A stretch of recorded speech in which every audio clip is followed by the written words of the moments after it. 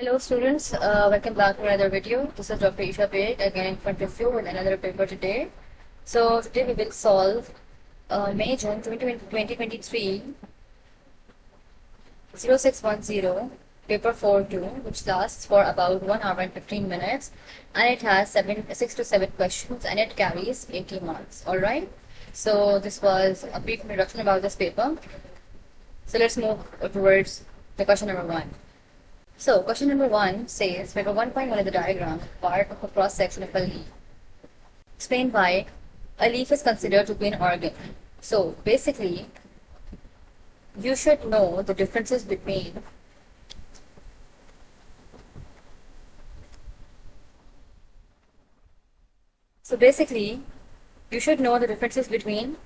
organ,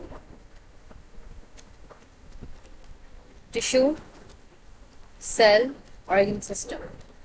You should know the definition and differences between all 4 of these terminologies, alright? So, why is leaf considered to be an organ? An organ is something when so many tissues combine together and they have a specific function. So, they make an organ. Alright, so why is leaf considered as an organ? Because it is made up of many tissues which work together to carry out a specific function. So, what is the specific function over here in leaf? To capture light, carry out photosynthesis, right? So, the leaf is made up of many mesophyll cells, palisade and spongy mesophyll cells, and they work together to carry out photosynthesis. Alright, so the answer to this question will be this, that leaf is made up of many tissues which work together to carry out photosynthesis. Moving on to part B, explain how layer B and layer C are adapted for their functions. First of all, let's have a look at layer B and layer C. So, you all know that the topmost layer is known as epidermis. First of all, you have the cuticle and then we have the epidermis, right? And then the layer B is known as palisade mesophyll cells, after which there comes layer C, which is spongy mesophyll cells. You can notice the differences between the two layers, that palisade mesophyll cells are tightly packed together in close proximities, whereas spongy mesophyll cells are arranged in an irregular fashion, in an irregular manner, with many intracellular spaces in between. These are the intracellular spaces, alright? So, what can be the adaptations for their functions? So, we have 6 marks to this question, and first of all, we will tell the adaptations for layer B, which is the palisade mesophyll cells. So, basically, palisade mesophyll cells are very much tightly packed with each other in close proximities, and they have very few cross walls, right? Moreover, they are positioned in a way that they capture maximum amount of sunlight, and they have abundance of chloroplast, right? So they have abundance of chloroplast, they are tightly packed together, they are positioned right beneath the upper layer of the epidermis to make sure that light energy that is captured is maximum, right? And then they have a very large vacuole, as you can see over here, that they have a very large vacuole, right? What's the purpose of this vacuole? The purpose of this vacuole is that it keeps the chloroplast towards the sides of the cells, so that they could absorb the maximum amount of light. So basically, what will happen? That this large vacuole actually pushes the chloroplast towards the periphery of the cell, so that they are more towards the sunlight, right? So these were the adaptations for layer B, that was palisade mesophyll cells. Now let's talk about layer C, that are spongy mesophyll cells. So spongy mesophyll cells are also in close proximity, but they're not that much in close proximity. So we call them that they're loosely packed with each other. They have intracellular spaces or air spaces between themselves. All right. So these air spaces basically allows the gaseous exchange or the diffusion of carbon dioxide and oxygen to occur. Alright. So, moreover, they have a xylem, which is a thick lignified waterproof cell, like it is a tubing which allows the transport of water and mineral ions, and it's a continuous tube, so it allows the continuous pathway or the continuous column of the water right from the root to the leaves.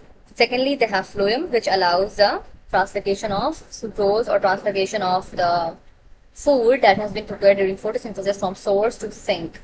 So these were the adaptations for layer B and layer C. So the answer to this question will be this.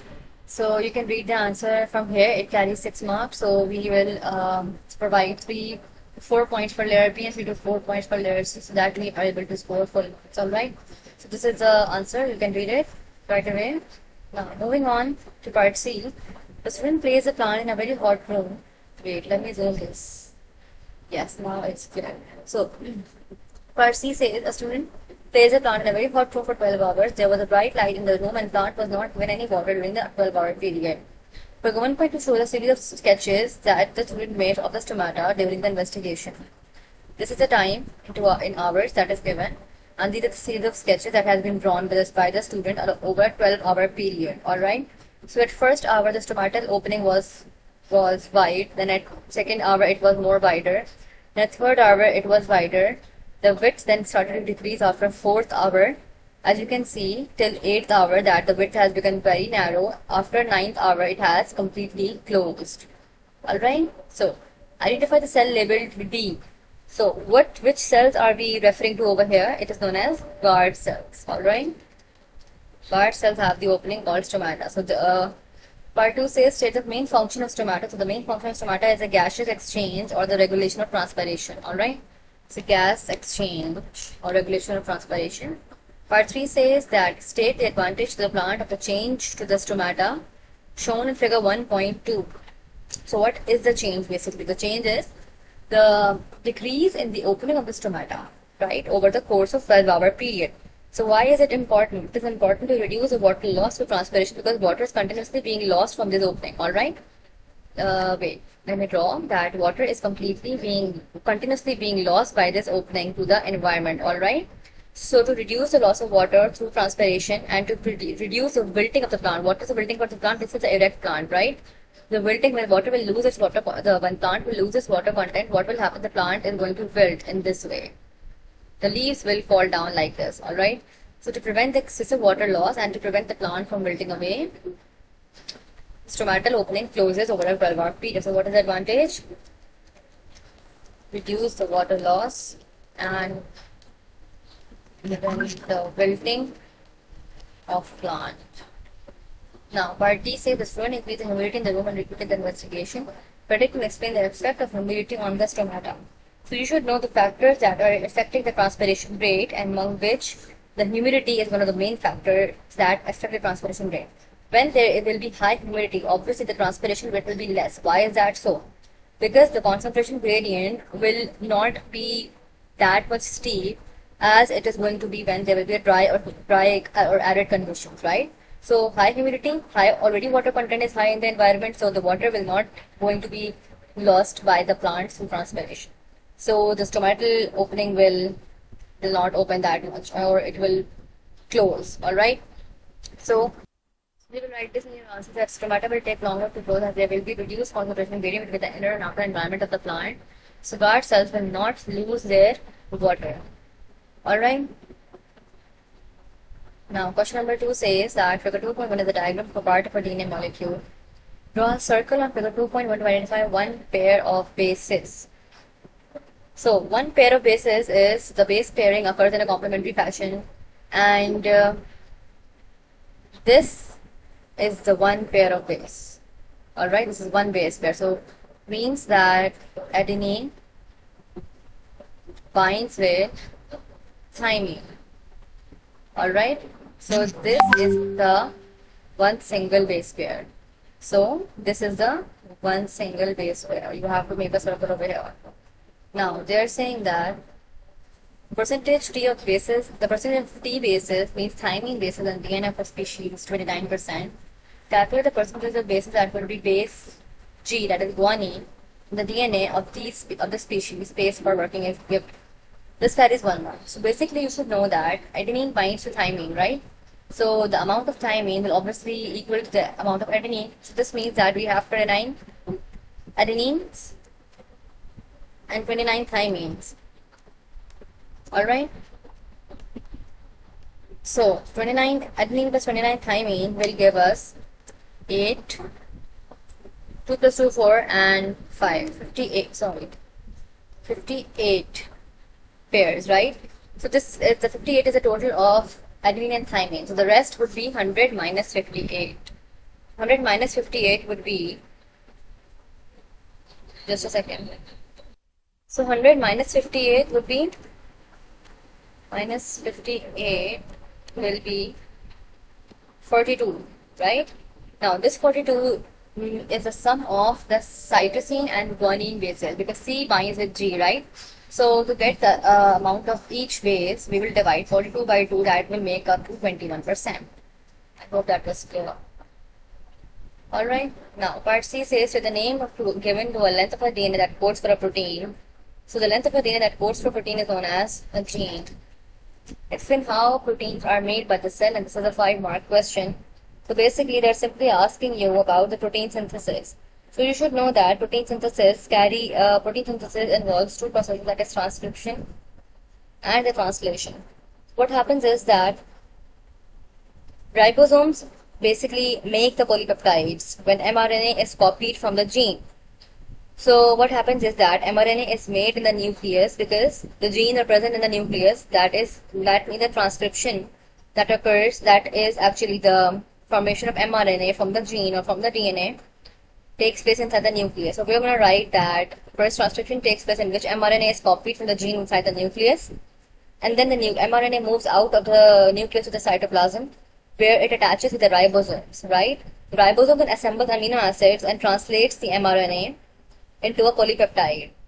And secondly, the amino acid, the protein synthesis uses energy, right? And then you have to tell that proteins are made in a complementary base pairing fashion, right? So this is going to make the 5 marks. The answer to this question will be this, so you can read the answer, and it carries 5 marks. Now, part 3 says, DNA control the cell function by controlling the production of proteins. State 2 types of cell membrane proteins. So cell membrane proteins are either carrier proteins, channel proteins. They could either be receptor proteins, all right, or they could either be enzymes, right? So these are the type of protein that I have just told, and this question had 10 marks. Sorry, this question had 2 marks, and the question number 2 was in total carrying 10 marks, all right? Let's read question number 3 now. Part A says, antibiotic resistance is an increasing problem worldwide. Erythromycin is an antibiotic. Figure 3.1 shows the daily dose of erythromycin for 1,000 people over 13-year period. Alright, so the number of bacterial infection is resistant to erythromycin per 1,000 people is also shown. So we have on x-axis the year, alright, from 1993 to 1995. And on y-axis we have daily doses of erythromycin per 1,000 people, y-axis. And then on second y-axis we have number of bacterial infection resistant to erythromycin per 1,000 people. Alright, so the key says the shaded part is daily doses of erythromycin per 1,000 people, and the unshaded part shows number of bacterial infection resistant to erythromycin per 1,000 people. Part 1 says calculate a percentage change in the number of bacterial infections resistant to erythromycin per 1,000 people between 1993 and 1995. So we have to look at which of the y-axis. We have to look at the y-axis, which is showing number of bacterial infection resistant. So we will see this. Alright. So between 1993 and 1995. So the percentage change is calculated by, just a second, initial minus final divided by initial divided by 100. So what is the initial value? Initial value will be 1993. The number will be 180. Alright, over here we have to look over here. Like see, in 1993 the number of bacterial infection resistant to erythromycin is 180, and in 1995 the number is 100. Alright, so we have to write down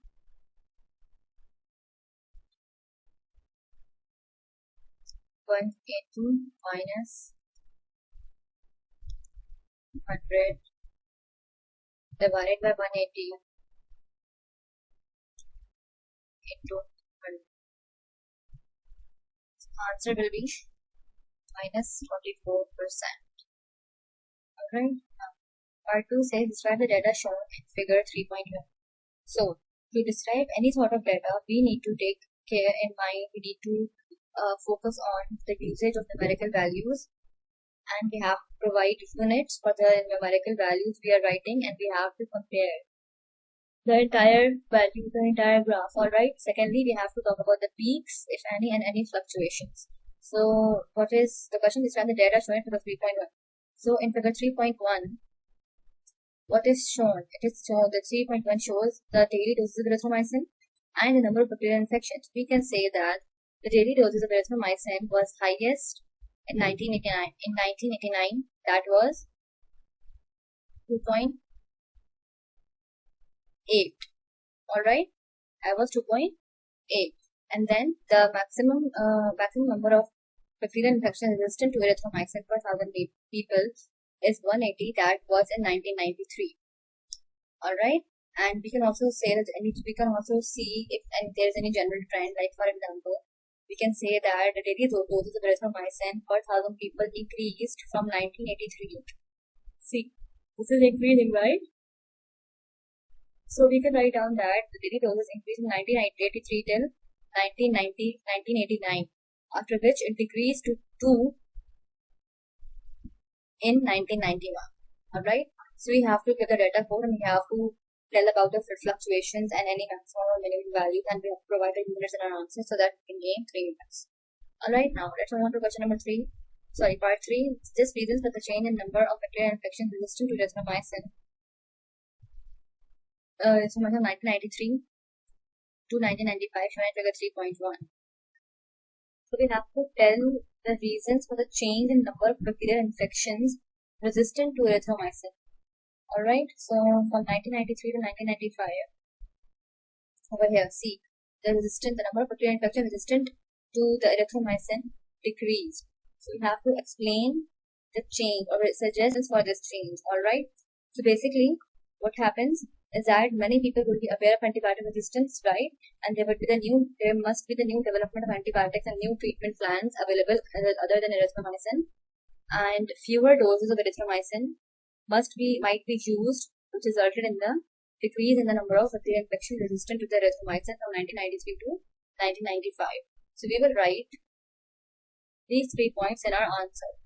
Alright, so part 4 says explain how bacteria become resistant to antibiotics, and this is a 5 marks question.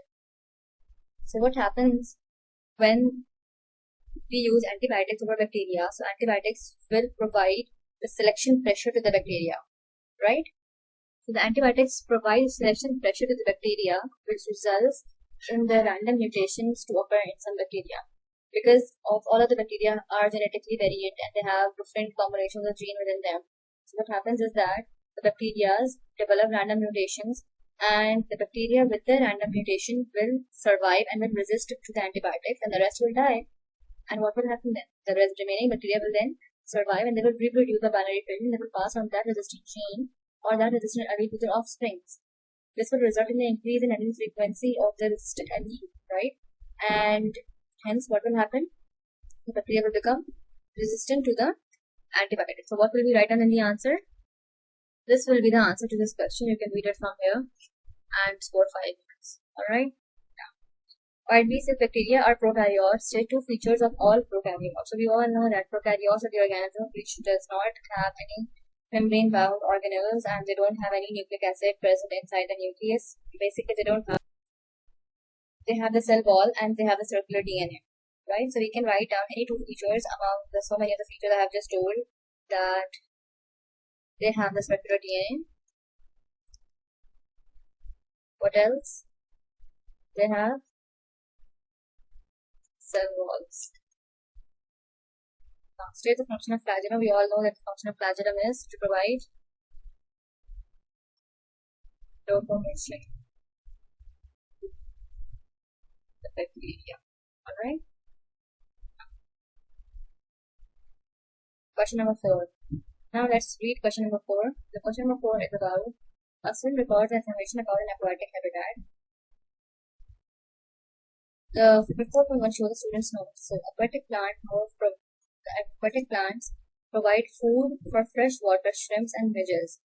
So we can see that the aquatic plants are eaten by shrimps and midges. Now, mayflies also feed on aquatic plants. The mayflies provide food for salmon. Stoneflies feed on midges and are eaten up by salmon. The salmon also eats the freshwater shrimps, and herons feed on salmon.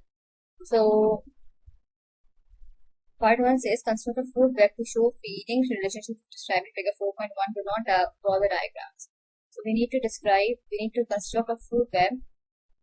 So, basically, we all know that the question says, as provided in the data, if you read the data carefully, it says that aquatic plants are eaten up by freshwater shrimps, midges, and mayflies, right? And then the mayflies are eaten up by the salmon, right? Also, the stoneflies also eat the midges, and then they are eaten by the salmon. Salmon also eats the freshwater shrimps, and then the last is herons, which feed on salmon, right? So we have to draw a food web. We have to draw a food web like this, in which we have explained what is written over there in the text. So we can clearly see that aquatic plants are eaten by midges, mayflies, and freshwater shrimp. And then midges are eaten by shortflies. Then freshwater shrimp and mayflies are eaten by salmon. The salmon is eaten by heron. Alright, now let's move on to the part 2 of this question, which says that complete table 4.1 using information in figure 4.1 to identify the names of the missing trophic levels and one organisms at each different trophic levels. So we all know that this is a producer. What are the that aquatic plants are eaten by freshwater shrimp, midges, and mayflies. Then these three of the organisms are eaten by the salmon, and midges are also eaten by the stoneflies. Salmon is eaten by the heron. So let's write down the trophic levels over here. This is the first trophic level. Then this is the second trophic level.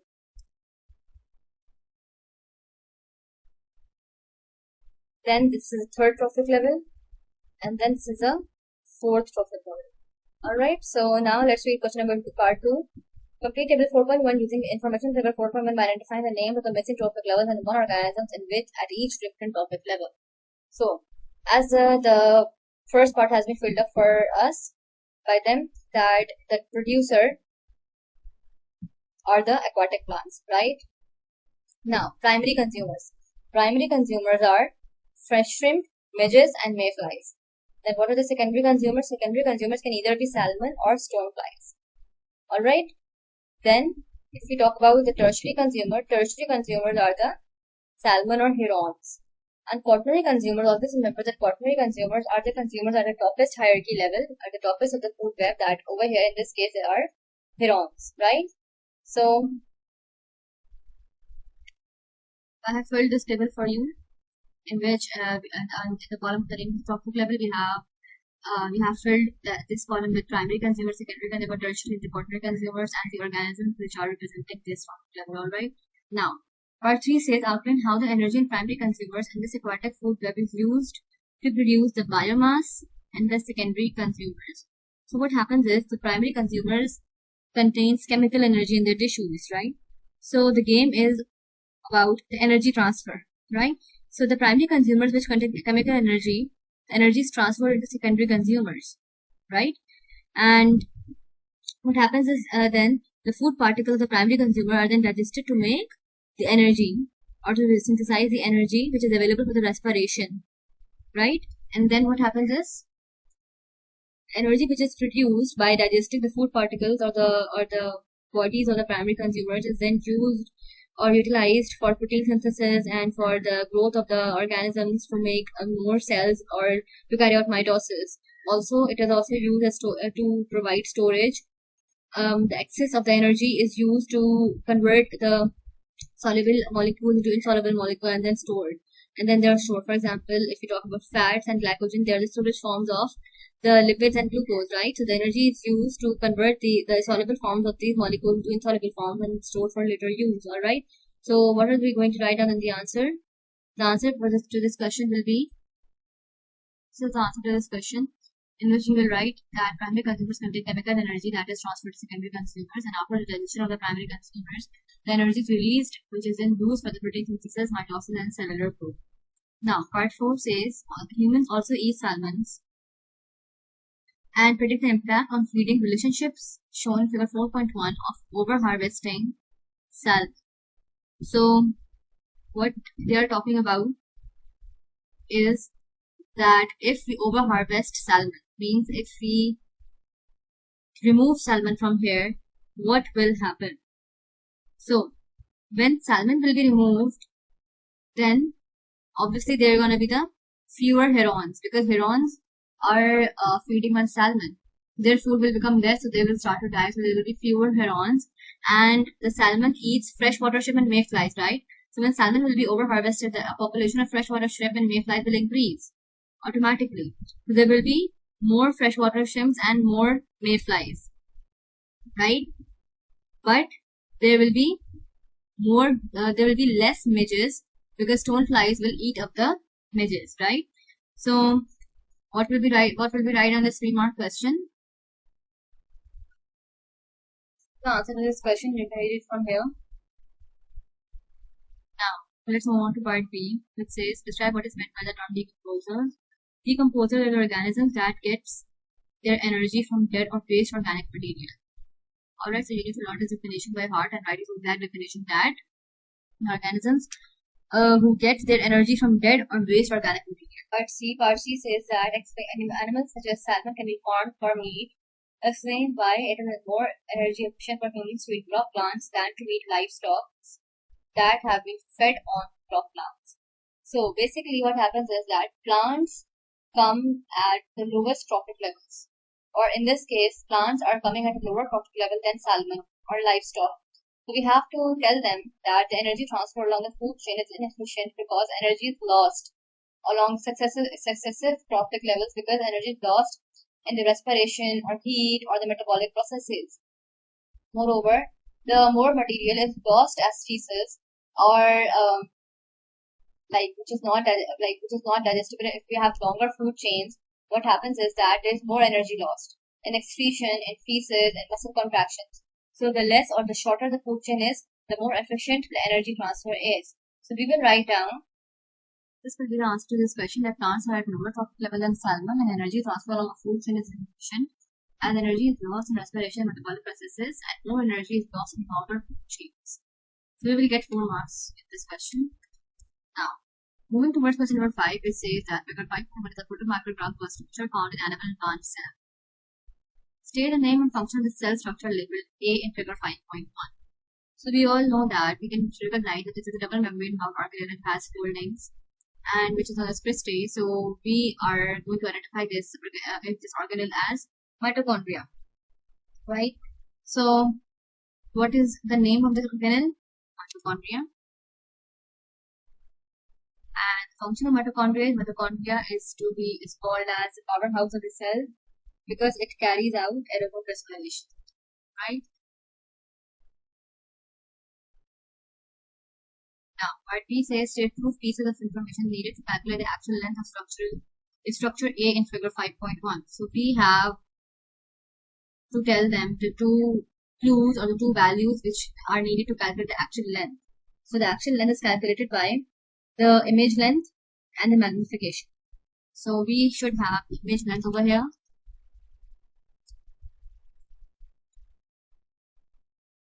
and the magnification. So the formula for magnification is equals image over actual length. So for actual length, we have to isolate the actual length, and we will divide image length by magnification to calculate the actual length. Alright, now part C says actual length of a cell is 0.00075 millimeters. Convert this value to micrometers. So we all know that 1 millimeter is equals to 1000 micrometers. So 0.00075 millimeters will multiplied by 1000 get converted into micrometers. So this is going to make 0.75 micrometers. Alright, so I hope that was clear. Now, question number 6. A student investigated plant growth responses in roots and shoots. So what is the investigation about? Plant growth responses in roots and shoots. They use this method. Damp cotton wool was placed in 2 petri dishes 3 bean seedlings were attached to the cotton wool in each petri dish. Each seedling was orientated so that the roots pointed in different direction in each petri dish. Petri dish 1 was kept on its side in a fixed position. Petri dish 2 was kept on its side in a rotated constantly position. Both petri dishes were kept in dark. Both petri dishes were kept in these conditions for 2 days. After 2 days, the seedlings were observed. What did they do was, they put the 2 seedlings into 2 petri dishes, and they first of all placed the cotton inside the petri dish, and then one petri dish was in a fixed position and the second petri dish was attached to the motor plate, and so that it could keep moving.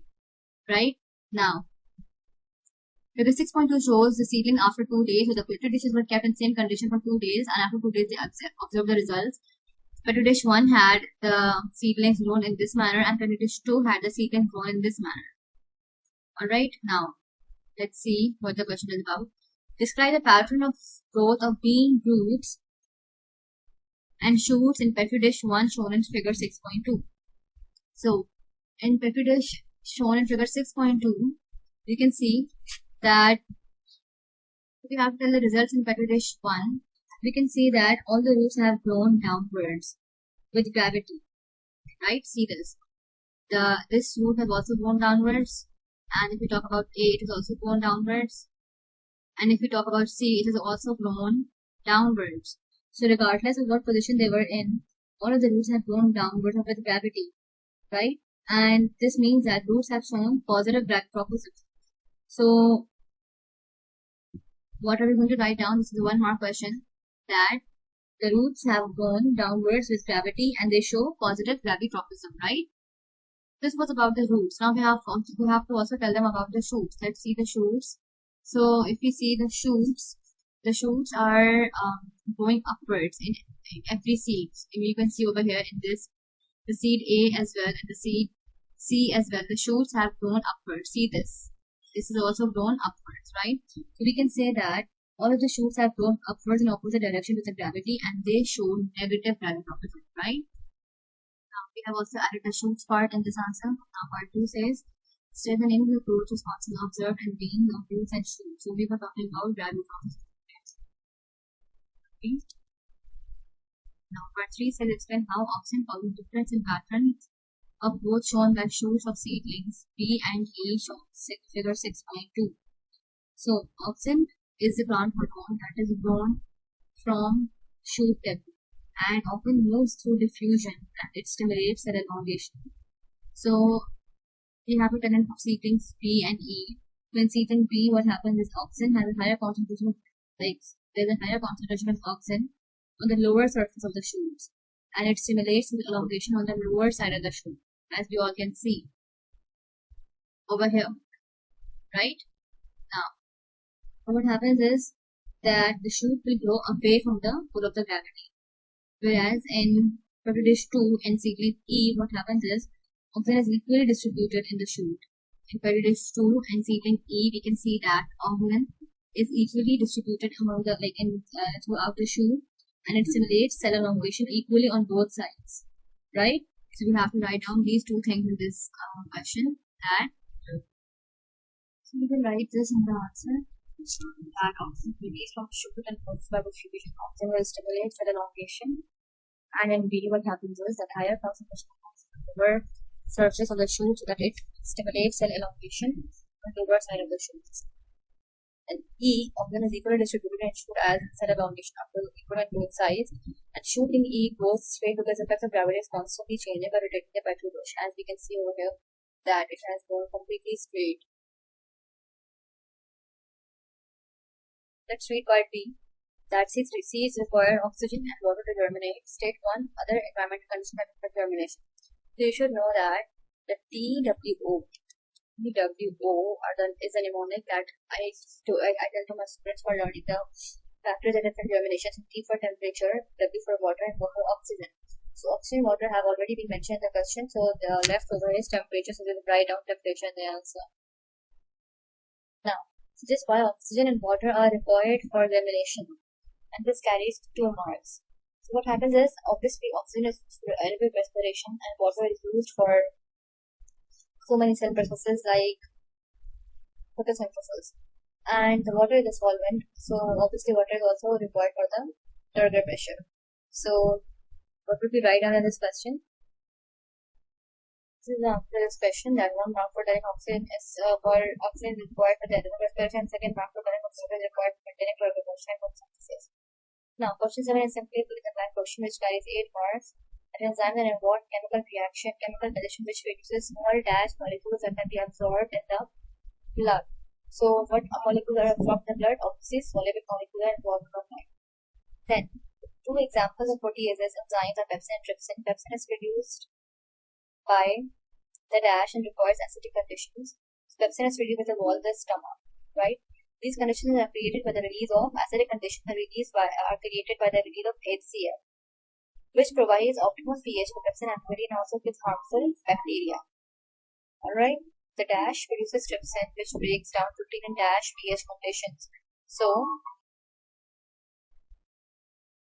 trypsin is an enzyme that is produced by pancreas and it works in the alkaline conditions. So the first fill in the blank in the sentence will be pancreas and the second will be alkaline. These conditions are created by substance called dash. So the bicarbonates are released or the bile salts are released to provide alkaline pH, so which neutralizes the gastric juices and also has an important role in the dash of fats and oils. Emulsification of fats and oils, alright? Fats and oils are emulsified by the by the bile salts. So the fill in the blanks, let me fill the blanks for you. This has been filled for you. Material from behind materials score 8 marks. And the question number 7 is fill all of the blanks. So this was the paper. This was about the paper. TCS complete. It was 061042 If you have any questions or queries, you can always ask in the comment section below, or you can always email me on my Gmail email address. I have this provided over here. So in the next video, we'll come up with the next paper. Until then, goodbye.